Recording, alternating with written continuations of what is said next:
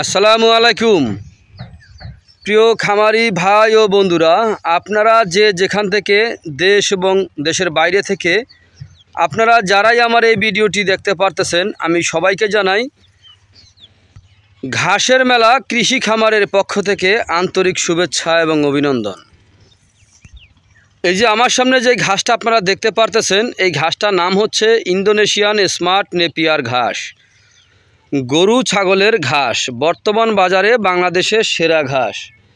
এই ঘাসটি একবার রোপণ করলে কমপক্ষে 5 থেকে 6 বছর পর্যন্ত আপনি একটানা গরু ছাগলকে খাওয়াতে পারবেন। এই ঘাসটি কোনো বিচি হয় না, এই ঘাসের হয়ে থাকে কাটিং।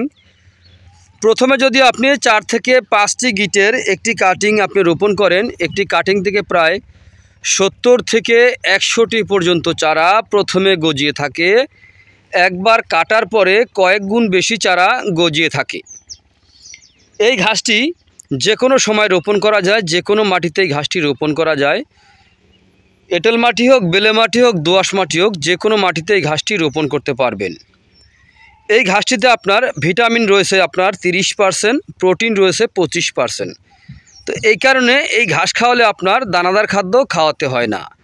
দানাদার ছাড়াই আপনার গরু, ছাগল, ভেড়া, মহিষ সকল প্রাণীকে আপনি এই ঘাসের মাধ্যমে পালন করতে পারেন।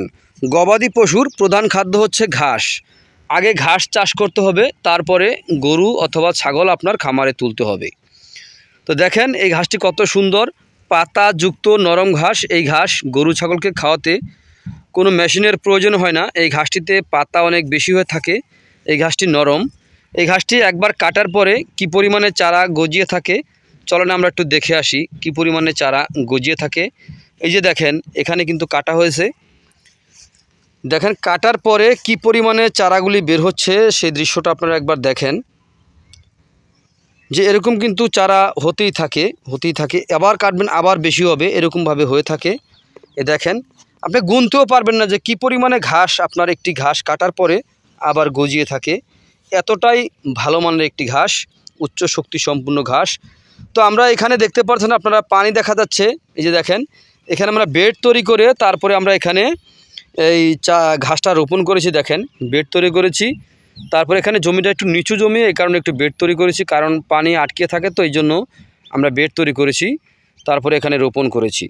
তো আপনারা যদি এরকম নিচু জমিতে রোপণ করতে চান তাহলে বেড তৈরি করে রোপণ করতে পারেন, অথবা যে কোনো জমিতে আপনারা এই ঘাসটি রোপণ করতে পারেন। তো যদি আপনারা রোপণ করতে চান তাহলে আমার স্ক্রিনে দেওয়া নাম্বারে যোগাযোগ করবেন। আমরা এই ঘাসের পরিপক্ক কাটিং সারা বাংলাদেশে সুন্দরবন কুরিয়ার সার্ভিসের মাধ্যমে ডেলিভারি দিয়ে থাকি। তো আপনারা যে যেখান থেকে দেশ এবং প্রবাস থেকে আপনারা যারাই আমার এই ভিডিওটি দেখতে পারতেছেন, যদি আপনাদের কাছে আমার এই ভিডিওটি ভালো লেগে থাকে তাহলে আমার চ্যানেলটিকে সাবস্ক্রাইব করবেন, তো বেশি বেশি করে শেয়ার করবেন। তো আজ এখানে এ পর্যন্তই। আপনারা সবাই ভালো থাকবেন, সুস্থ থাকবেন। আসসালামু আলাইকুম ওয়া রাহমাতুল্লাহি ওয়া বারাকাতুহু।